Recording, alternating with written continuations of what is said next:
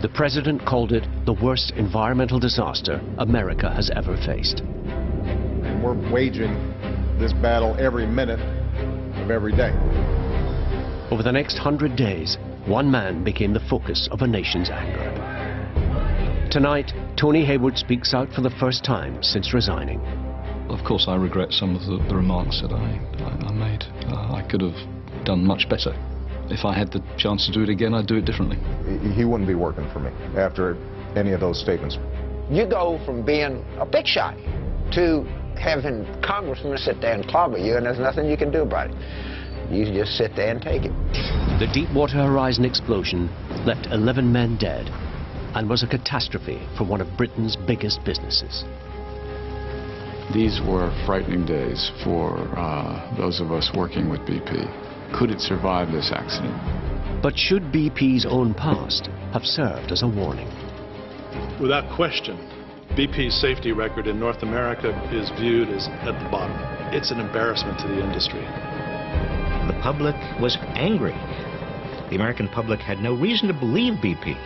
BP, after all, is in the business to make money, not to satisfy public concerns. This is how oil, profit and politics combined in a $30 billion blowout that came close to ending BP's extraordinary 100-year story. We will make BP pay for the damage their company has caused.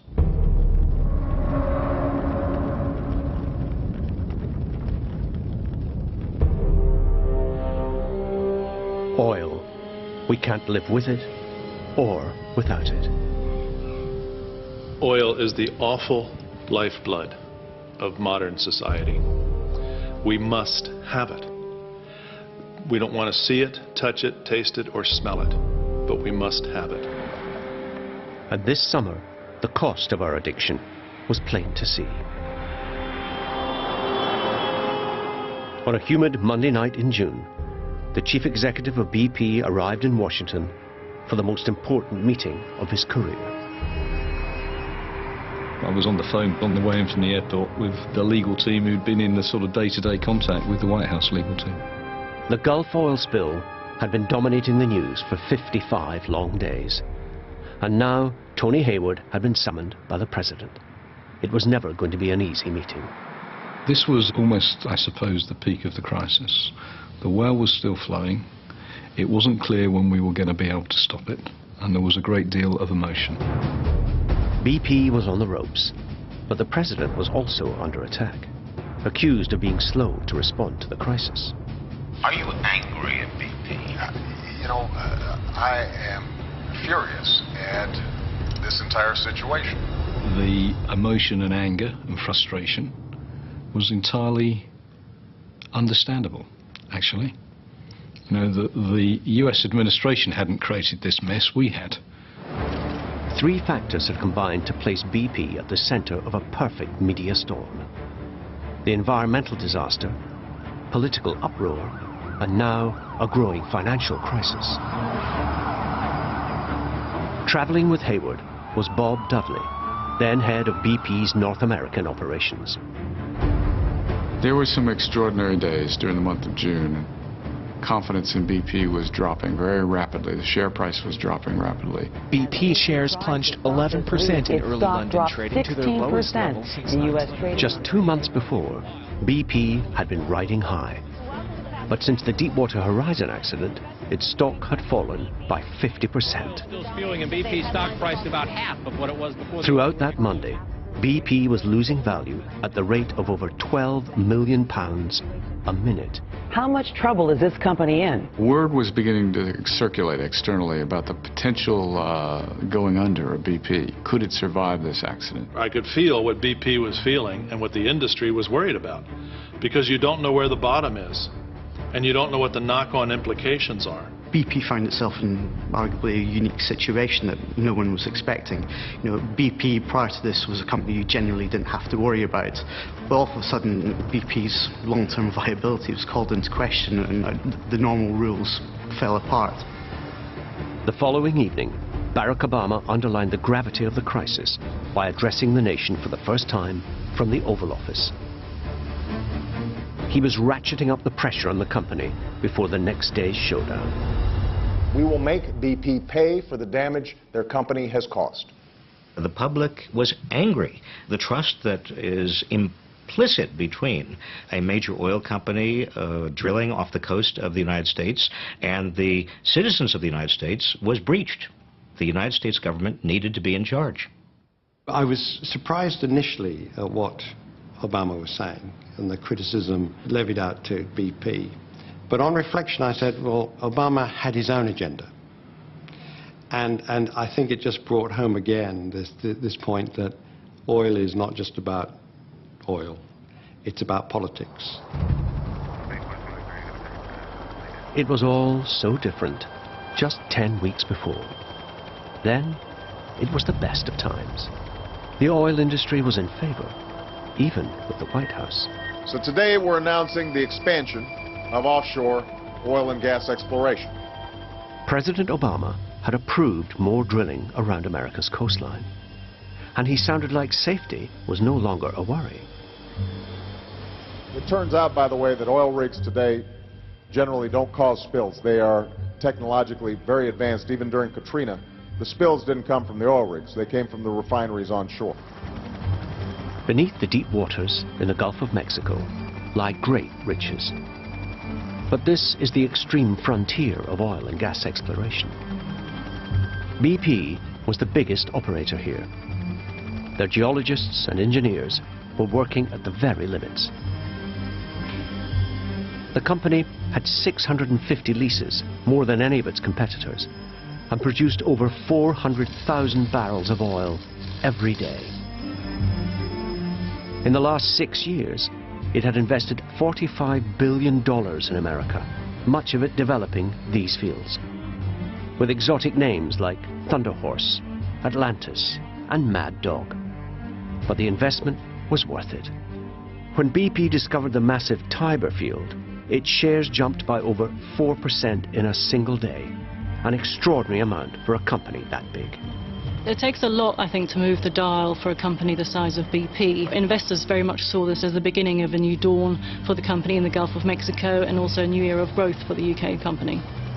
Tony Hayward's strategy was seen to be paying off, so absolutely it was seen as a company that was looking for growth and was finding it. BP's success in the Gulf bolstered its reputation as a pioneer and pushed its value to nearly £100 billion.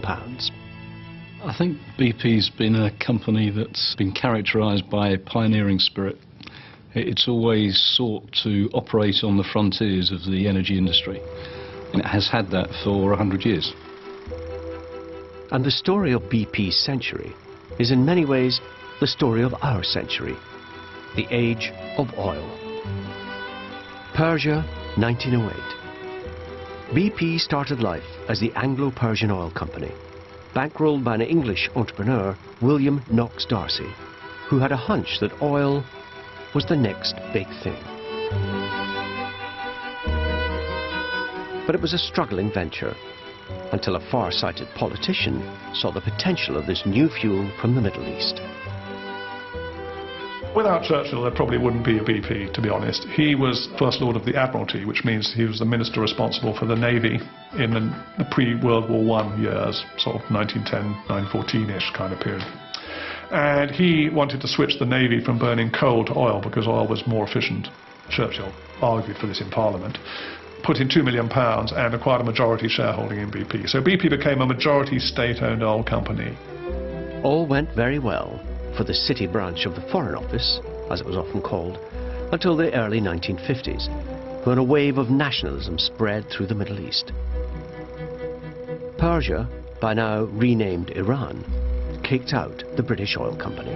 Forced to abandon what we had created in the wilderness, is it too much to hope that we shall see once more the tankers of Britain at Abadan? The message was clear. Oil and politics were an incendiary mix. The boardroom at the global headquarters of BP in St James's, London. In April this year, as they prepared for their annual general meeting, the directors believed their company was flourishing, and the chief executive was in a buoyant mood, deemed by the industry to be on the path to success. We've emerged from 2009 in great shape and with renewed confidence and determination. Since the beginning of last year, we've outperformed all of our major competitors. I think earlier this year, the company was doing really well. There was a lot of momentum. We had a lot of exploration success. We'd open up new opportunities in Iraq, in Libya, in Oman, in Jordan, and operationally the company was running very well. And as a result, it could thank the shareholders in time-honored fashion with a healthy dividend. A dividend is when a company such as BP takes a certain proportion of its profits for that year and gives it back to people who have invested in the company. They do that for a variety of reasons, but ultimately it means that shareholders tend to keep their interests in companies such as BP. As an investor, you invest in BP because you know that the company's been paying out a very big dividend. These big companies pay out billions and billions of pounds worth of dividends every quarter, and investors like that because they know what they're getting. BP was the biggest dividend payer last year in the FTSE 100. It's no wonder they used to say there are three certainties in life: death, taxes, and BP dividends. The company's influence on the British economy has been immense. Last year, its dividend paid out over £6 billion. That's £1 in every 7 handed to investors in 2009. And the immediate future looked just as promising. We can see the prize, and we believe we're well positioned to capture it. But within less than a week, everything was to change. On Tuesday, April the 20th, BP was in the Gulf of Mexico drilling an exploratory well in the Macondo field, named after the cursed town in a Gabriel Garcia Marquez novel. The company had high hopes of making another extremely lucrative strike. But Deepwater Horizon, the drilling rig leased to BP by Transocean, was running behind schedule and over budget. That day, a team of BP and Transocean executives visited the Deepwater Horizon for what they called a management visibility tour. They were also celebrating 7 years with no accidents on the rig.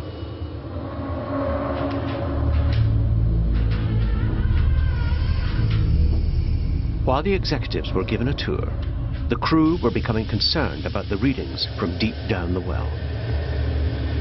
That evening, the fluctuations in pressure grew increasingly wild. Then just before 10 o'clock, the rig started to vibrate and a violent hissing surged up the pipe from 3.5 miles below.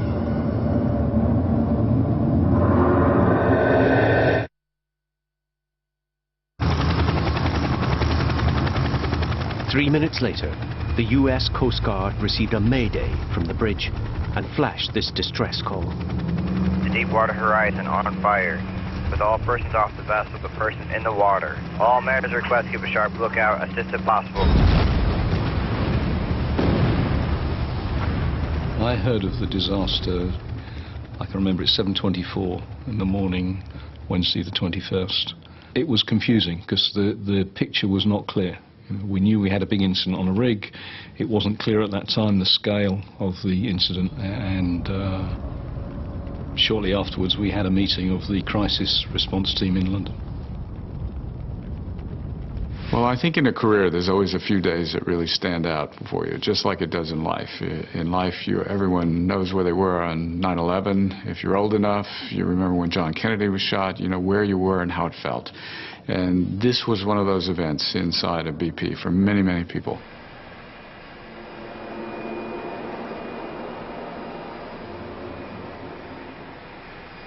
Among the crew was mud engineer Gordon Jones.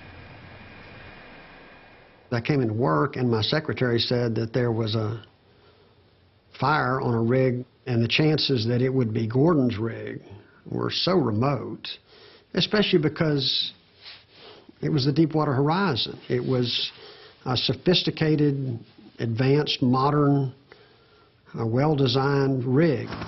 We are actively continuing a search and rescue effort and holding out hope that we may find one of these 11 missing people. Gas had surged up the pipe to the rig, where it ignited and caused a massive explosion, a blowout. Gordon's body was cremated by the fire and washed into the ocean by the fireboats. And so I'll never have the least trace of my son to be able to say goodbye to. 36 hours after the explosion, the Deepwater Horizon slipped below the waves. And then the question started. Was there anything about BP's corporate culture that had played a part in this disaster? Without question, BP's safety record in North America compared to its other large integrated competitors is viewed as at the bottom. It's an embarrassment to the industry. I'm sorry to say that, but it is an embarrassment to the industry that one of these well-named, well-branded companies has such a terrible track record.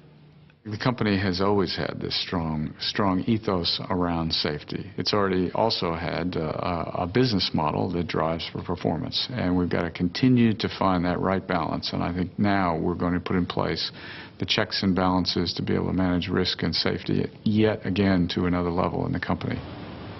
To understand the controversy over the company's safety record, one needs to know what happened after one of the most important events in BP's history.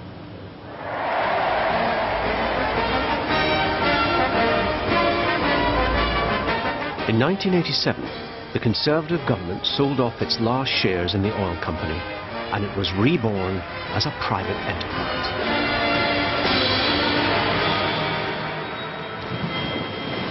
It was a middle-ranking two-pipeline company with its main reserves in the North Sea and Alaska. The outlook was bleak. The price of oil was falling, and BP was in danger of being swallowed up by one of its larger competitors. In order to prosper, it had only one option. It had to expand. And soon, it had the man to do that. A charismatic new leader with global ambitions. John Brown was a visionary and one of the most dynamic businessmen of his generation. He was urgent about wanting to grow. He also had a very strong view that we were underperforming. Brown's bold solution was to sign a deal with the American oil giant Amoco. It was a masterstroke. BP was now the largest producer of oil and gas in the United States. The £69 billion deal is the biggest industrial merger in history. Amoco offered some of the things that we wanted, which was a wider global reach, strength in America, and a skill base that we didn't have at the time. Something extraordinary is coming to Amoco. In the next 9 months, BP's share price rose by a third, giving the combined company even more muscle to grow bigger still. BP's focus on a growing share price just keeps it competitive. It increases the size of the company, is more likely to fend off bid approaches from its competitors. And the best part is, this is just the beginning. But also it means that it's more able to make acquisitions itself of smaller companies. So really having a growing share price is key to the future of the company. And BP used its new size to swallow up another old established American competitor, Arco. Right Honourable Tony Blair and our Chief Executive, John Brown. Enjoy your trip. Many thanks. All the best to you. John Brown was now feted by the media and statesmen as one of Britain's greatest business leaders. The Prime Minister was entranced by the man who had turned BP into one of the 3 top energy companies in the world. I introduced John to Tony Blair. He had not actually met John, so I arranged for the meeting. Blair was fascinated by John, I think, and they had a very good relationship. They both understood that they were trying to bring about change, and they both were rather impatient, but it was an absolute meeting of minds. I think John took what I like to think of as somewhat a second division company and put it amongst the Premier League through a series of groundbreaking transactions, and it was a great time to be involved with BP. Under Brown, the company gained a reputation for pulling off big financial deals, but it was also known for cutting costs.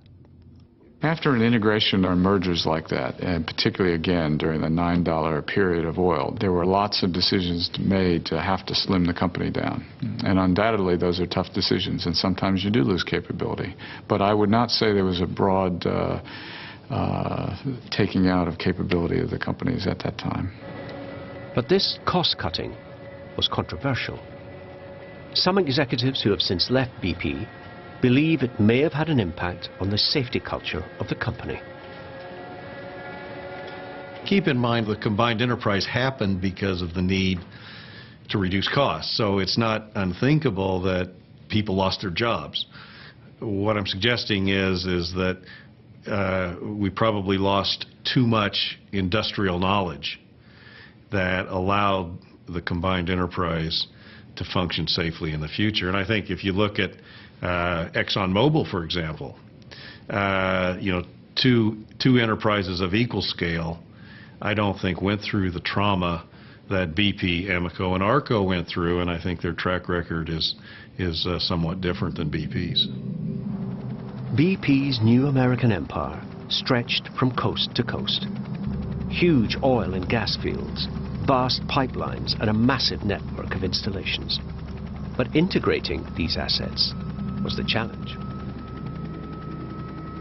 The mergers were never integrated as they should have been. And we could see it as competitors, that there was a lot of confusion in BP. There was a lot of wannabe activity inside BP. A lot of money thrown at problems, but a lot of money was taken out of some of the day-to-day operations at the same time. We could all see it. I've heard those comments about the safety culture of BP and taking on too much risk. We're partners with some of the companies that have made those statements in various parts around the world. I don't think that is the case. I think our industry is taking on more and more risks now. The key for BP and all the companies in the industry, we've got to show they can manage that risk very, very carefully. Among that patchwork of assets BP had acquired was an old oil refinery in Texas City. It was poorly maintained, and it was not well run. A plant just blew up. Oh my God. I was sitting at a red light, and it blew up, and I felt it in my body, and my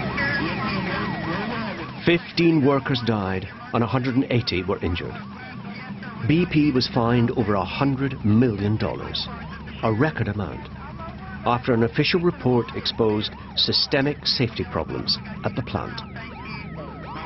They had other priorities. I mean, their priorities were to make these plants, I think, as profitable as they could, and they were, trying to squeeze every dollar they could out of the plant. They didn't expressly say cut back on safety, but I think when you start cutting back that significantly on the funding needed to maintain a plant, it inevitably has an impact on safety. Just 4 months after the refinery explosion, Thunder Horse, the company's flagship rig, listed badly and nearly sank.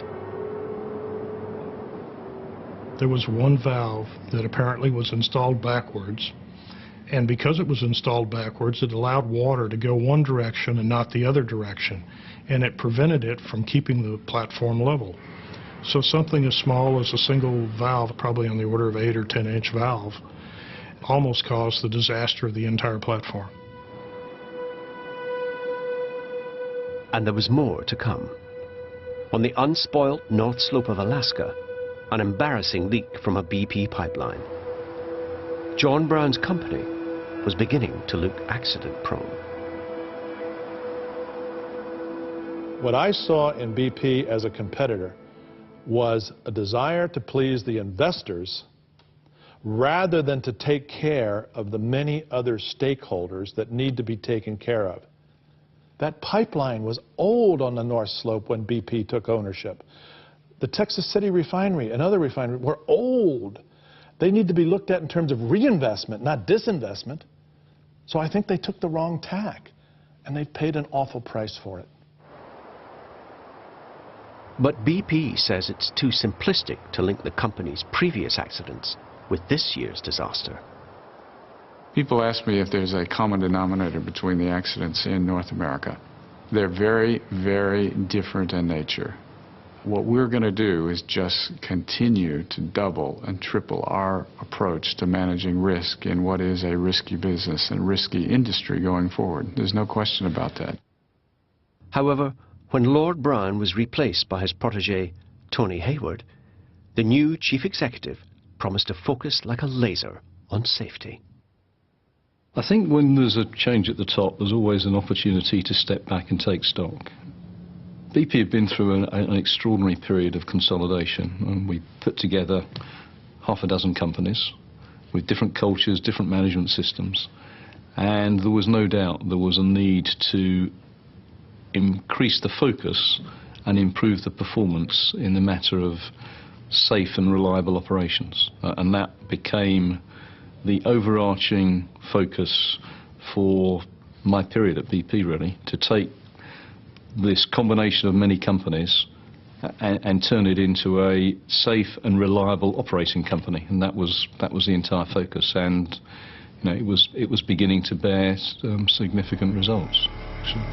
Cook has received a report of the Deepwater Horizon on fire. And then came the blowout in April. With its controversial safety record, BP was on the defensive from day one. But in the immediate aftermath, there looked to be some hope that an environmental disaster may have been averted. At this time, there is no crude emanating from that wellhead. There is not oil emanating from the riser either. The markets were watching nervously. BP's share price did come down on the back of the news, but investors remained relatively calm in the company, waiting to see how the accident would unfold. Even when the oil started to appear on the surface and defences were thrown up along the coastline, to many, the leak still didn't seem that serious. President Obama was sufficiently relaxed to go away for a long weekend. But then, the oil started coming ashore, and scientists increased their initial estimate of the leak fivefold. It was the first indication that we potentially had a very major environmental disaster on our hands. Obviously that was bad news for BP. There's a regulation in the US called the Clean Water Act, under which you get fined for every barrel of oil that actually flows into the waters of the Gulf. The more oil flows into the Gulf of Mexico, the higher the potential legal liabilities and the potential claims. More than 2 weeks after the oil spill off the Louisiana coast, BP is still having issues. Shares of oil giant BP are down this afternoon on news that the oil spill in the Gulf of Mexico. You are seeing the stock continue to lose ground. Now, investors were really worried, and the American government's attitude was changing too. Is there a point, though, where the federal government shifts from oversight of BP to saying, we're taking control and we'll send you the bill? We are certainly not at that point now, and I don't imagine, given the professionalism of our partner BP and maybe partner was, let me back up. They are not our partner. They are not our partner. Partners no more. The government was now distancing itself from the oil company, and the president went to see the damage for himself. BP is responsible for this leak. BP will be paying the bill. Okay, I tend to see things, I probably shouldn't say this on the August BBC, but I tend to see things in political terms. I said at the time, if Franklin Roosevelt had been president, he'd have jumped out of his wheelchair and run down here. Not only was this a crisis for BP in terms of an operational crisis and a financial crisis, but of course it became a political crisis for President Obama and his administration. You can see these little balls. These are the tar balls that they're talking about. And it was made very difficult because of where it occurred in the election cycle, and by the fact that it was a Democratic White House and governors along the Gulf Coast were all Republicans. As the political temperature rose, the tone of the administration and the media changed. There was an absolute anti-British sentiment being expressed deliberately. Everyone in the administration knows BP by name BP. I haven't heard the term British Petroleum in years in the United States. BP, British Petroleum. British Petroleum. British Petroleum. British Petroleum. British Petroleum. British Petroleum. British Petroleum. British Petroleum. British Petroleum was to remind the American people, this is not one of our companies, folks. As the oil washed up along the Gulf Coast, Tony Hayward tried to protect his company against further damage. But his media appearances weren't always helping BP's cause. This was not our drilling rig, it was not our equipment, it was not our people, our systems or our processes. This was Transocean's rig, their systems, their people, their equipment. What do you think the environmental impact of this disaster will be? I think the environmental impact of this disaster is likely to have been very, very modest. BP was on the back foot, and the networks smelt blood. The network anchors had descended on BP in Louisiana, and it was an enormous feeding frenzy. Where ultimately in this disaster does the buck stop? But I'm focused on the response. We're going to fight it subsea, on the surface and on the shore. Sounds like you're referring to Churchill, who I know you like to quote. I believe we're fighting a battle. We tried to be open and transparent. We gave access to the operation. But the reality is we were completely overrun and just not prepared to deal with the intensity of the media scrutiny. That's your oil. I know. I'm gutted. I'm absolutely devastated. We're seeing more of the heartbreaking and horrifying images of wildlife suffering. Helpless pelicans, the pride of Louisiana, and other native birds smothered in heavy, gooey oil. Devastating for the environment and disastrous for BP. One image was to go around the world. It became the symbol of the disaster and destroyed BP's carefully nurtured green reputation.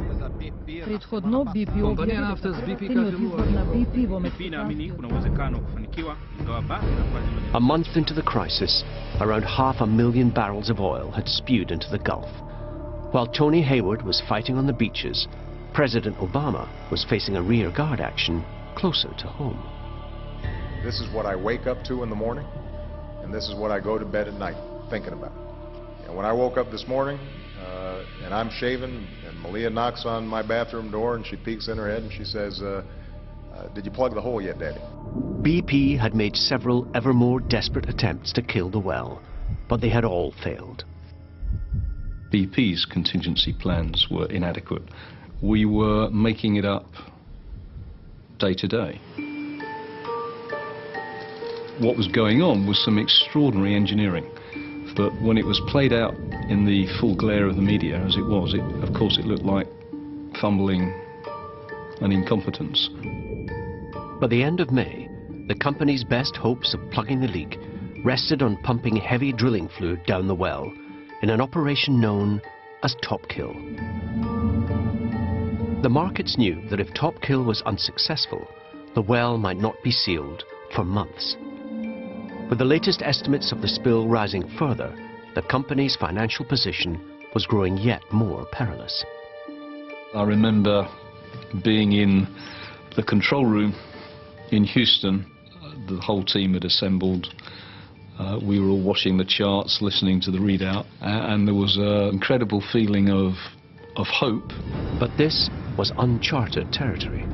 Such an operation had never been attempted at these extreme depths.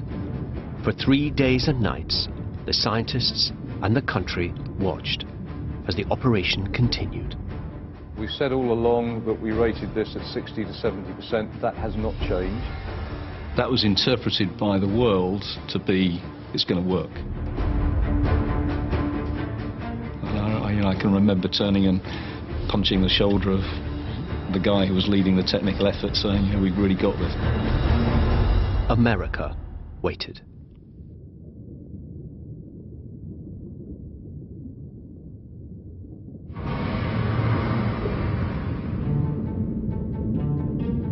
Of course it wasn't to be.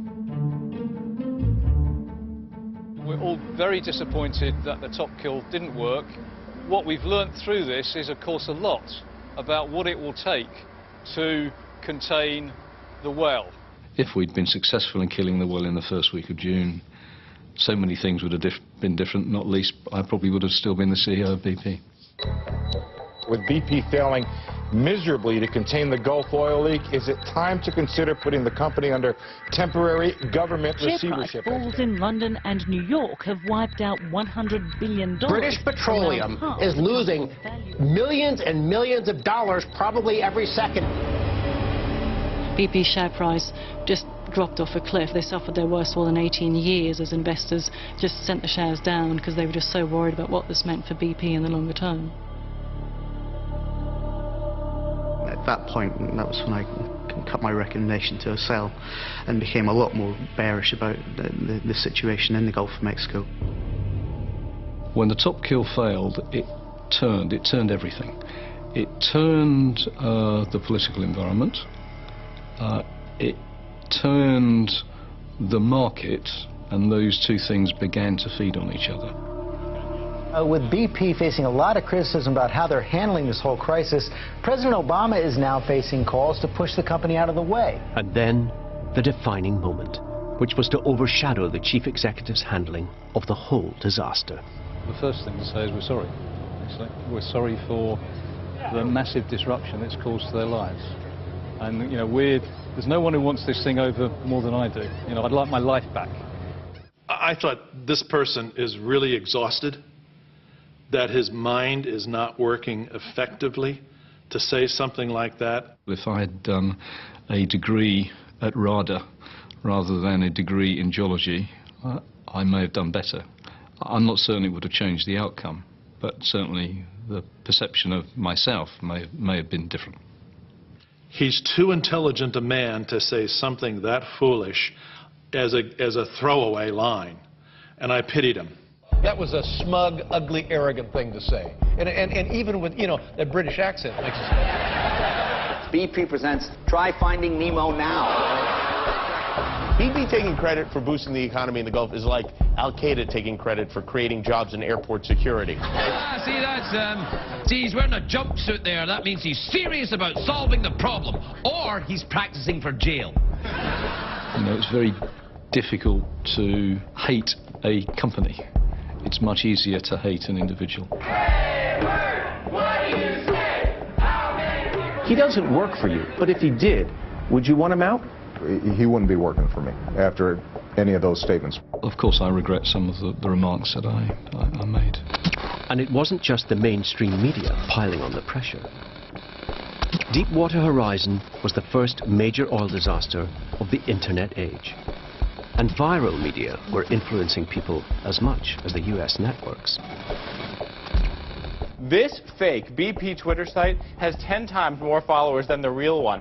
I am the figure, the face of the company, and I became demonized and vilified. He was in charge. He was the person who was supposed to be accountable.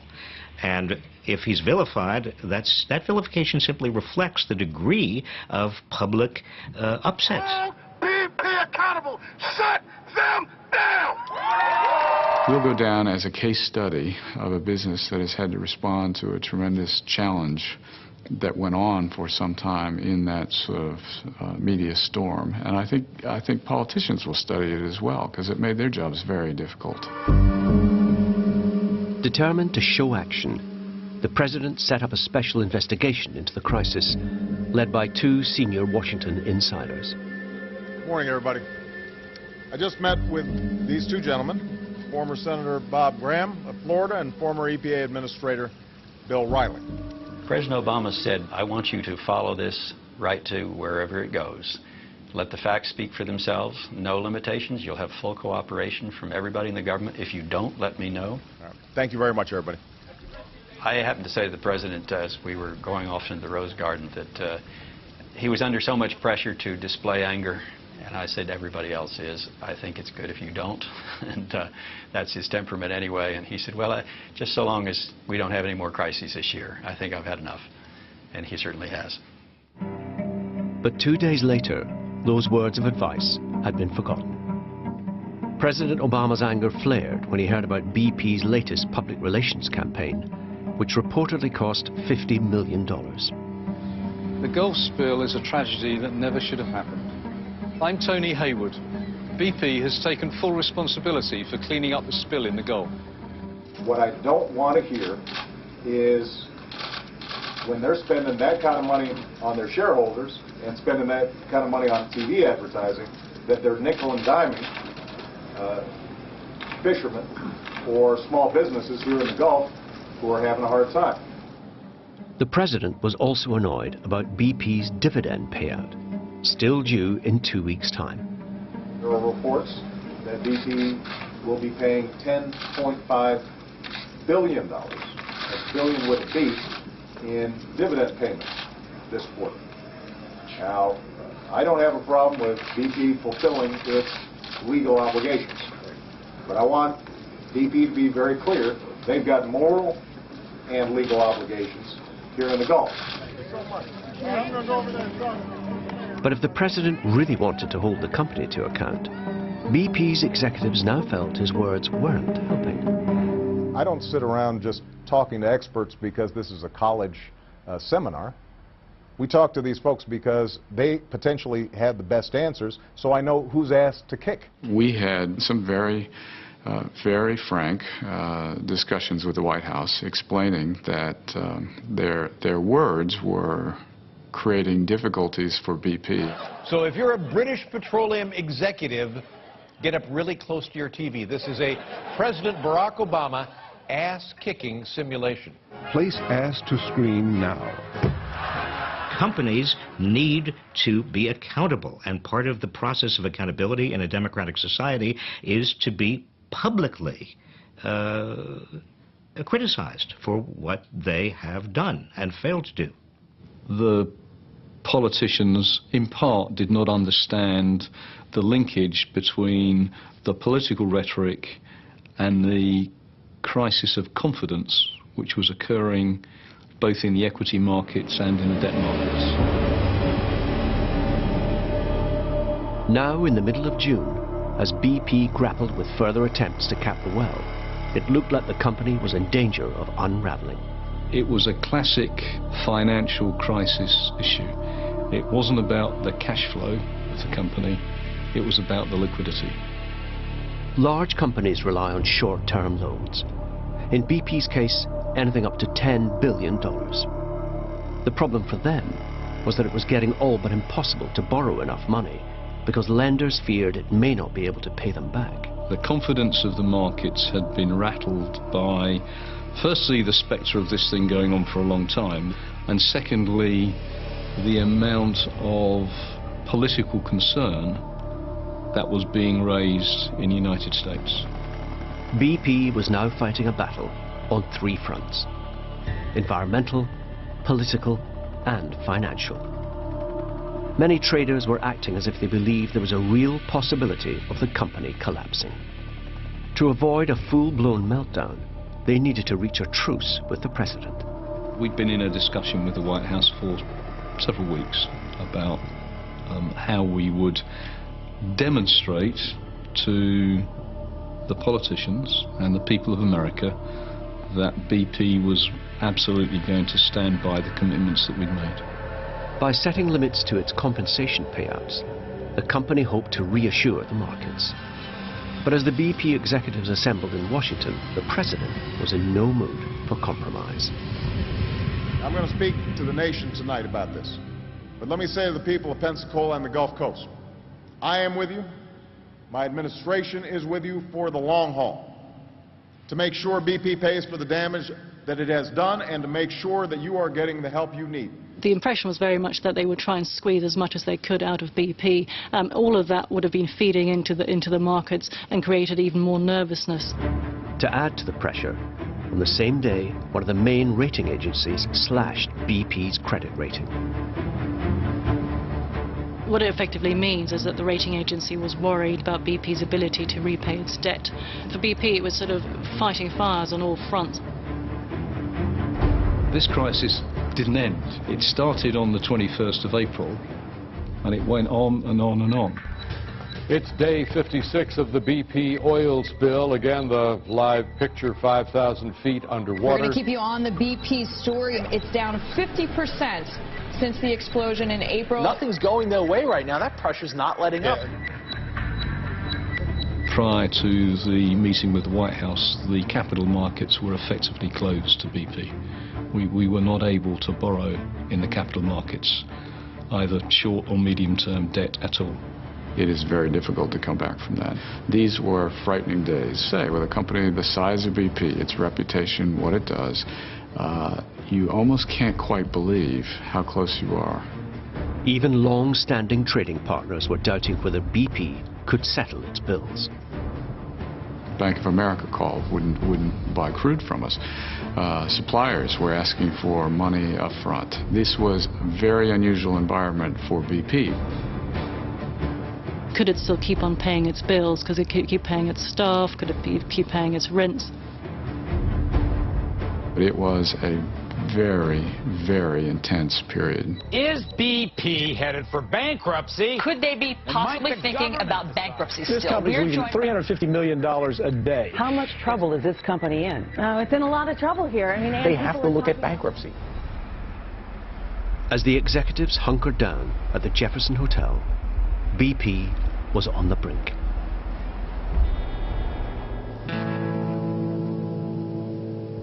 The next morning, time to meet the president. We had been up most of the night before preparing for the meeting. The security around the White House was extraordinary that day. We walked up to the White House. The mood in the BP team was clearly somber, but very purposeful. And there were probably 250 reporters outside with cameras watching. That's when we realized the magnitude of the significance of the event. We were in the meeting room with at least half the cabinet, and we spent time together talking for about 45 minutes informally, and then the president came in with the vice president. The team from BP knew they would have to meet the president's demands for a $20 billion compensation fund. But the timing of the payments was the issue, and hammering out a deal was not going to be easy. We didn't really know what the Obama administration was really going to say. They could have quite easily turned around and kicked BP out of the States if they felt like it.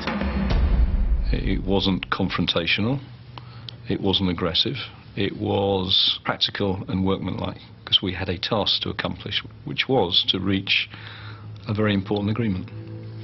And BP was also worried about the rhetoric coming out of Washington. In periods of uncertainty, there are reactions, the statements are made. I don't think people realize the impact it was having on the business.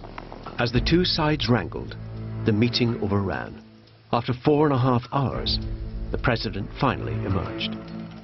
BP was to spread its compensation payments over 4 years. I'm pleased to announce that BP has agreed to set aside $20 billion, and I'm absolutely confident BP will be able to meet its obligations to the Gulf Coast and to the American people. There was almost an unspoken agreement that some of the political rhetoric would diminish. BP is a strong and viable company, and it is in all of our interests that it remains so. The markets rallied. The language changed at that point, I think. We actually had a number now in terms of what all this was going to cost, and BP had to find $20 billion from somewhere. Really, we were talking about BP's survival at this point. The three certainties of life were about to be cut to two. The BP board has today decided that we will not pay any further dividends this year. BP had bought itself time, but their shareholders had paid the price. For BP to cut the dividend was a huge problem, not only for the city because of the shock that it caused at the time, but it also caused a big problem for the pension industry because the pension companies had to come up with a plan B in terms of how they could fill that gap. The company had staved off financial crisis, but it still faced huge uncertainty. It was certainly an important moment because it created alignment between us and the administration, and it created the basis on which the American people could feel that BP was absolutely going to meet its obligations in a full and complete way. But of course, at that point, the well was still pouring oil and gas into the Gulf of Mexico.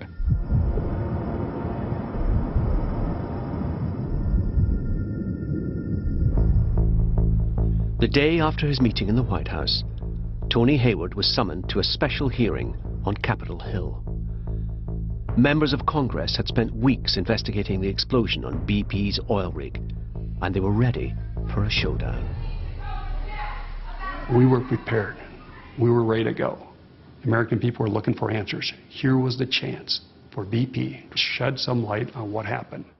But BP faced a dilemma. Besieged by lawsuits and a criminal investigation, any admissions of liability could make their situation even worse. He sat in a room, and these lawyers said, you don't say this, because everything you do, these plaintiff lawyers are going to have every word you say. You're going to be cross-examined. This is going to be part of the record. And he is told to sit there and shut up and say nothing and just take it. Politicians believed the hearing would be Tony Hayward's last stand. Your safety record, you have 26 people dead, more than 170 injured. You have the largest spill ever in Alaska.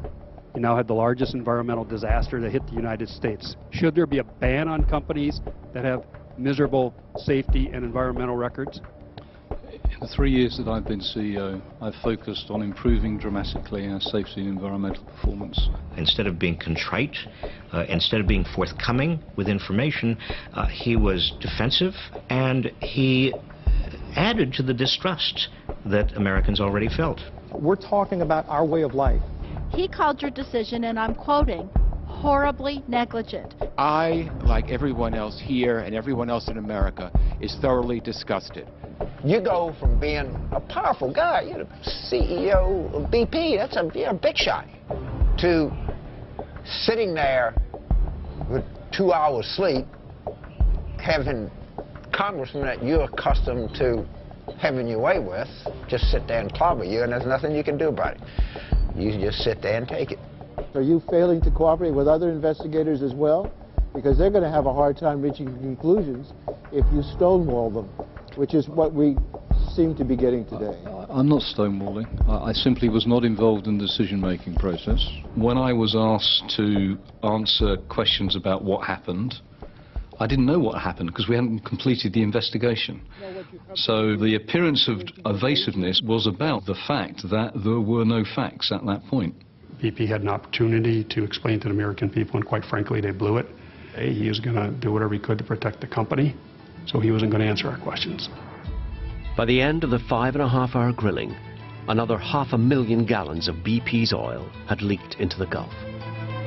But the company had survived the worst week in its history. The final scene in the demise of Tony Hayward was played out not on the beaches of Louisiana, but off the genteel Isle of Wight. 2 days after the hearing in Washington, he came here to meet his son, who was taking part in a yacht race. But there would be no shelter from the voracious media. A man who looked a lot like BP chief Tony Hayward sailing Hayward's boat in a yacht race off the coast of England today. Another PR gaffe for BP? Well, you be the judge. And of course, that anger heightened with those pictures of the yacht race coming out, the sense that Hayward was out not... That was the height of stupidity, and I believe myself that he should go. Quote Tony Hayward, he's got his life back, as he would say. I think we can all conclude that Tony Hayward is not going to have a second career in PR consulting. I have to confess, at the time I was pretty angry, actually. I hadn't seen my son for 3 months. I was on the boat for 6 hours between the hours of midnight and 6 o'clock in the morning US time. And, you know, I'm not certain I'd do anything different. I wanted to see my son. Then in July, BP's directors gathered in London to assess the impact of the cost of the cleanup and compensation claims on their balance sheet. With the latest results imminent, media speculation was rife. BP is expected to report a loss of almost $15 billion tomorrow. The numbers were not pretty. The company reported a loss of some $17 billion for the Tony Hayward will resign as head of the oil giant come October. It was the biggest ever single quarter loss in British corporate history. Tony Hayward stepped down. When I told my son I was planning to resign, he said, well, you're going to do that in a couple of years anyhow, so what's the big deal? The kids move on really fast, you know. His place was taken by Bob Dudley, who just happens to be an American. I don't feel like I've been made a scapegoat. I think I recognise the realities of the world we live in. In some senses it comes with the patch, and you simply have to take the rough with the smooth, actually. The week after Hayward's resignation was announced, the Macondo well was finally sealed. The long battle to stop the leak and contain the oil is finally close to coming to an end. And we are very pleased with that. The blowout preventer was recovered from the seabed. This fail-safe device on the well is now being examined to find out why it didn't work. The official investigation into the accident will report in January. BP accepts some failings and criticizes its two main contractors on the rig, Transocean and Halliburton, whilst they both criticize BP. As with most industrial accidents, this one appears to have been caused by a series of failures, and all three companies are likely to end up sharing the blame. Earlier this month, BP returned to profit after last quarter's record loss. So coming out of this disaster, the company has had to respond quickly, shore up its balance sheet, make sure that it's got reduced debt, has been selling $25 to $30 billion of assets to be able to ensure that it can meet its obligations. That, by definition, will make the company slimmer. We're going to learn a lot from it. It's going to make us look again at our own risk management around the world. But in America, where over 40% of BP's assets are, the political fallout from the spill has proved almost as toxic as the oil which leaked into the Gulf. It'll be harder to work with the government for BP given this history in Alaska, in the Gulf, anywhere in the United States. The company will have to accept that, not complain about it, but accommodate to it and show that strike three is it. There's not going to be a fourth strike. They're at the bottom of the barrel right now, through their own actions. It's going to be a long, hard climb to move back up to where they once thought they were. On the shores of the Caspian Sea lie some of the world's first commercial oil fields. This was the new frontier once. These relics stand testament to our insatiable appetite for oil. A century on, our addiction drives an ever more desperate quest for new reserves. Big Oil will continue to push back the frontier, drilling deeper, further, taking on ever more risk. BP's $30 billion blowout shows the price we're all paying for this dependency. I was and I remain devastated by the accident. Not all of the stuff that went on afterwards, because at the end of the day we've cleaned up the oil, we can restore the environment, we can put people's lives back to how they were in the Gulf Coast, but what we can never do is bring back the 11 people who lost their lives, and I feel real accountability for that. September the 11th, 2001 dominates almost everything we watch, read and hear. We're fighting a war on terror, say George Bush and Tony Blair, a noble war against evil itself. But what are the real aims of this war? And who are the most threatening terrorists? Indeed, who is responsible for far greater acts of violence than those committed by the fanatics of Al-Qaeda? Crimes that have claimed